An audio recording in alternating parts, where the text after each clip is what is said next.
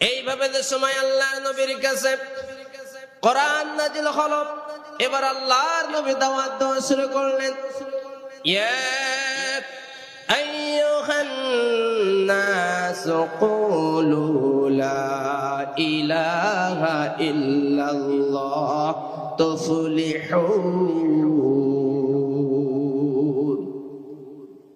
ও মক্কাবাসী, ও পৃথিবীবাসী, এক আল্লাহর ইবাদত করো, হুকুমদাতা আল্লাহকে মানো, রিজিক দাতা আল্লাহকে মানো, সৃষ্টিকর্তা আল্লাহকে মানো, সব বিষয়ে আমার আল্লাহ তাআলাকে রব মানো।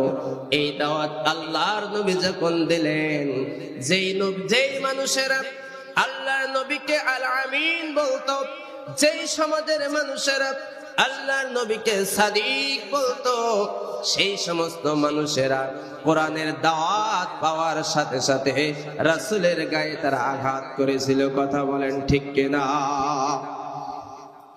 আল্লাহর নবী কোরআনের দাওয়াত যখন দিলেন, এই কোরআনের দাওয়াত দেওয়ার অপরাধে নবীর গায়ে ওই সমস্ত মানুষেরা থুতু নিক্ষেপ করেছিল।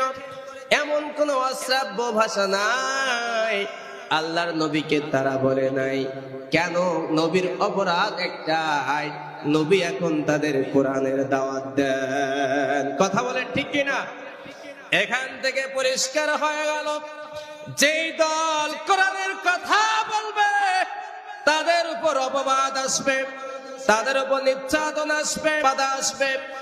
যেই দাওয়াতের ভিতরে কোরআন থাকবে, যেই দলের ভিতরে কোরআন থাকবে, সেই দাওয়াত সেই দলের ভিতরে বাধা আসবে। আর যেই দাওয়াতের ভিতরে কোরআন থাকবে না, সেই দলের উপরে কোনো বাধা আসবে না। কথা বলেন ঠিক কিনা?